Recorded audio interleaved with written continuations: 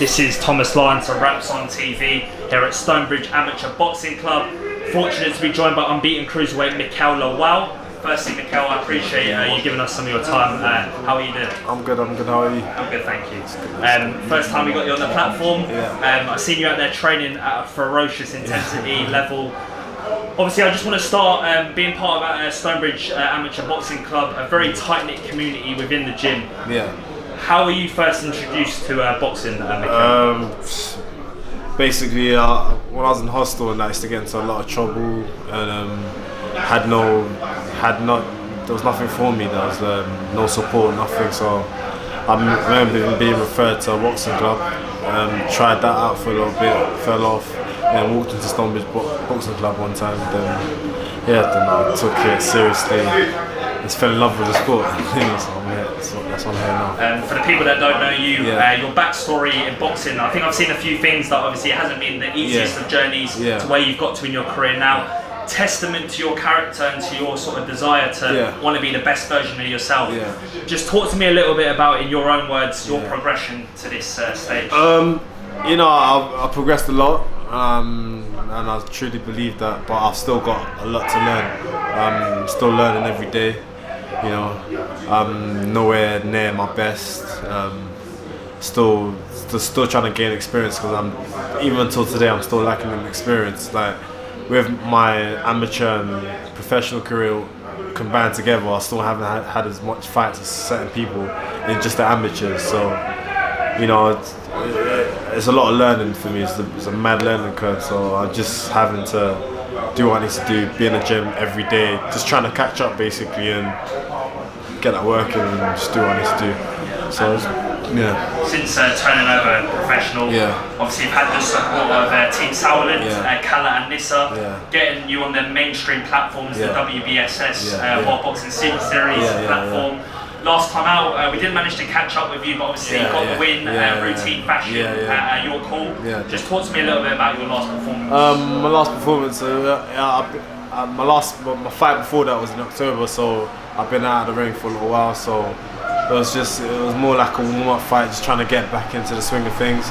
I went in there, I did what I had to do, didn't even get touched once, just outboxed the guy, outclassed him, did what I had to do. I didn't take him out. I could have if I wanted to, but I was trying to get them rounds in, just because I haven't been in the ring for a little while. So did that, got a win. I was happy with my performance. And it was a nice experience for me. I mean, when we watch you fight, we're so used to seeing you blow these guys out in explosive fashion. How valuable was it having the 6 rounds, or was it 6, 8? Yeah, six rounds. Six. Distance. It was nice. Like, especially as I said, when you're out of the ring for a little while, you do get rusty, and so you do need them rounds just to just feel it and just know, get comfortable again, And for me now, boxing, being in the ring is basically my second home, and that's basically what I'm just trying to become accustomed to the boxing ring and just do what I need to do, just to get that win. So that's what I'm doing. Unbeaten as a professional, I've boxed on various different platforms. You boxed at Wembley, boxed at, across the country. You're called very tight, sort of enclosed venue. Just kind of give me a little bit of a back kind of round towards sort of your progression, but also the fact that people are probably going to say, well, because of the British scene at the moment, the likes of Coley, Chamberlain, these guys, Billam Smith, Riakpo, that you haven't obviously gone down the Matchroom platform, the BT Sport platform. So there's been kind of not necessarily criticism, but why you haven't had the title fights. What would how would you respond to that? Yeah, straight back down to what I just said earlier on, was just due to lack of experience. I don't want to have to move up too quick, and it's not really. It's nothing to do with me being scared of any of these guys. I can get in there, do what I need to do, and most likely get a win. But I want to be able to go in there confidently, not just scrape for a win.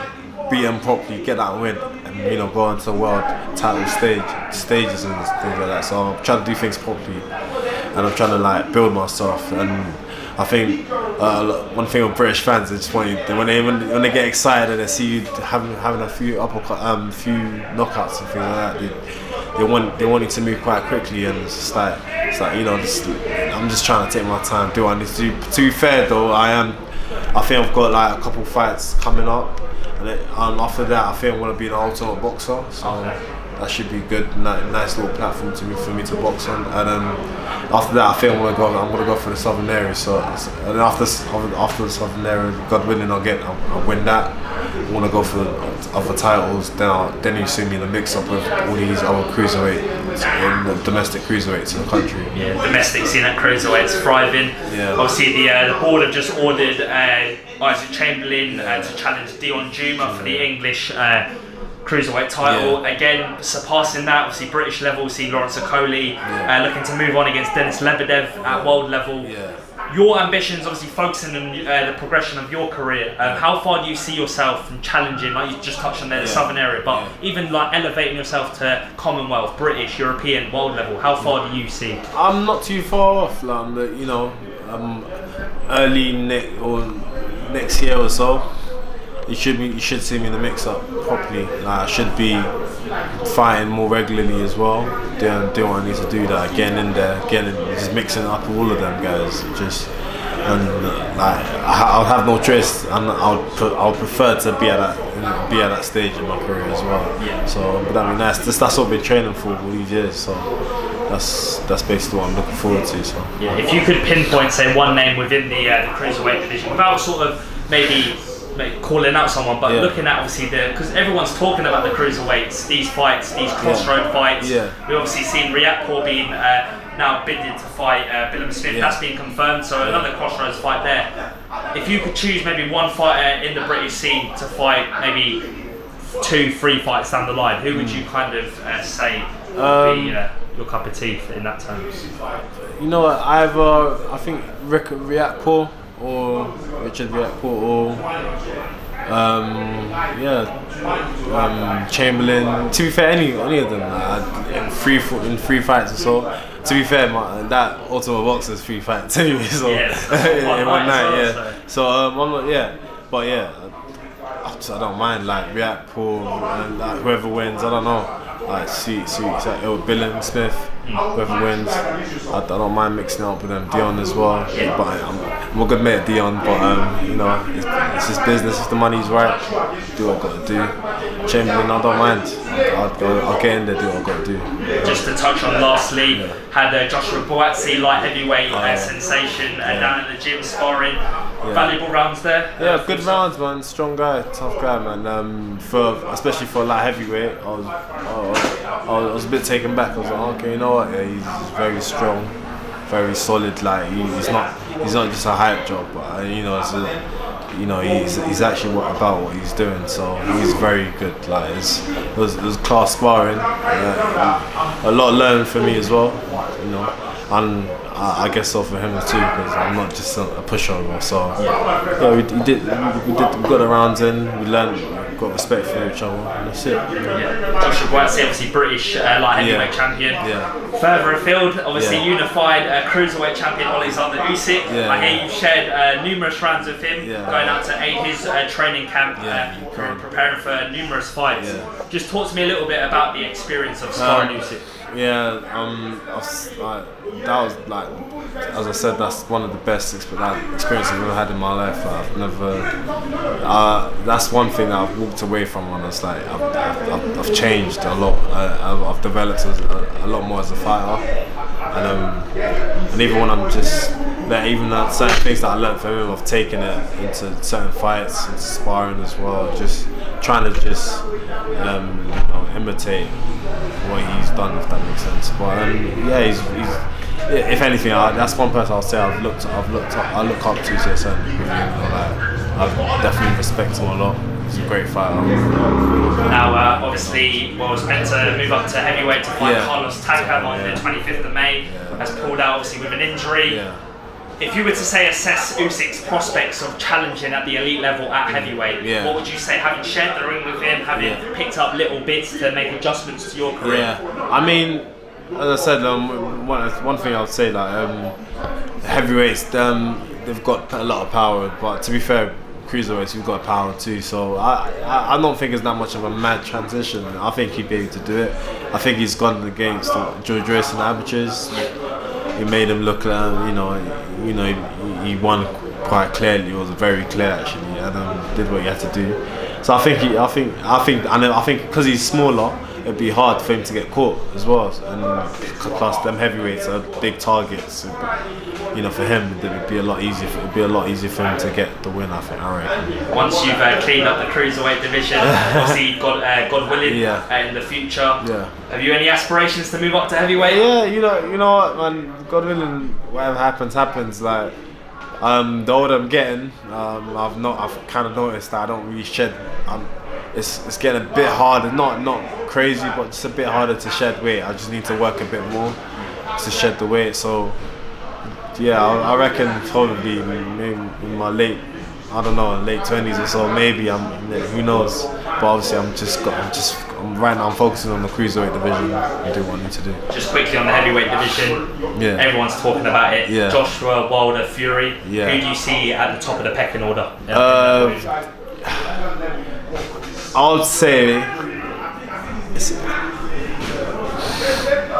part of me feels like it's like a triangle kind of thing. Like, I'm not sure, but you know what? I'd say Fury's at the top. Then I'm not sure about Wilder and Joshua. I'm either one. But I think Fury does it for me. Yeah. Do you think, in terms of, obviously, like, everyone may say that Fury is the most skillful heavyweight in the world? Exactly. Joshua seems to be like the most compact, strong, physical presence in the ring.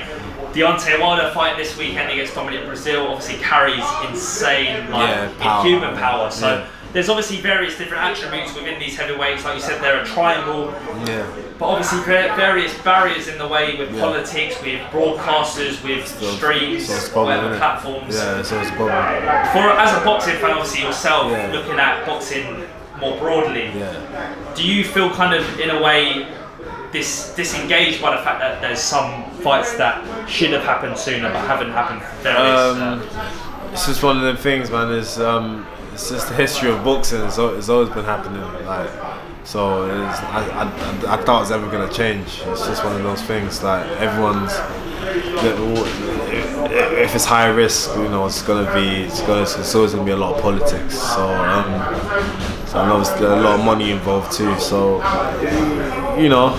some of them things I don't really know what to say. I can't really talk on it because I'm not really there. I don't know the ins and outs of the whole situation. But if it's that the fight was to be made, I think the fighters do have a choice to just say, I want to fight now, but I think they're just trying to make sure the money's right and everything. So, fair dues to them. Yeah, with the backing of Stonebridge Boxing Club, we touched on the community spirit within the gym, how integral that is to progress fighters from the grassroots level to the top. Yeah. Obviously, at the moment, there's a lot of there's a surge of youth violence within inner city communities in London. Yeah. Obviously, having come up from the sort of, the grassroots tiers yourself, having, not had the easiest of paths, but had to grit and, determine yourself to get to this level so far. Yeah. How important is boxing to instill discipline into young people? It's very important. For myself as well. Like, I've had my little run-ins with the law. So I've been stabbed in the arm, sliced in the head. So. I do know how it is. I know how difficult it is to get out of the streets, to get out of the system, and it's just one of them things where I think boxing definitely does, especially this boxing club does a lot for the youth, and I think it's definitely more things like this should be in place for the youth to do, and that's it really. I can't really. It's a very touchy subject, so I don't. But that's why I kind of raised it, because obviously it is a contentious topic. Yeah. People are talking about it, but we're trying to use a positive narrative behind it. Boxing is a good way of instilling that structure. But there's a lot to do with it, man. It's not just boxing, not just youth clubs too. Not just that. They might not be into sports. There's other things, other revenues for people to go into. There's a lot more that has to be done. The government, it's not just a lot more. There's a lot more's got to be done. Like, it's not just this or that. Like, it's, you know, there's a lot. Yeah, no, 100%. Mikael, obviously, fight news announced coming soon. Yeah. Ultimate Boxer. So Ultimate Boxer. So I should be fighting an Ultimate Boxer, but I think I may be fighting before that on the 8th of June in York Hall. So, but if not, then you see me on the night of Ultimate Boxer. So I'm still waiting on the news for the 8th of June. Then I'll let everyone know on my social media and that, or even the Stonebridge Boxing Club account. And that's it. Mikael, appreciate you giving us some of your time. It's been a pleasure to get an insight into your career. Thomas Lyons, Raps on TV, Stonebridge Amateur Boxing Club, Unbeaten, Mikael Lawal, and we're out. Top man, thank you.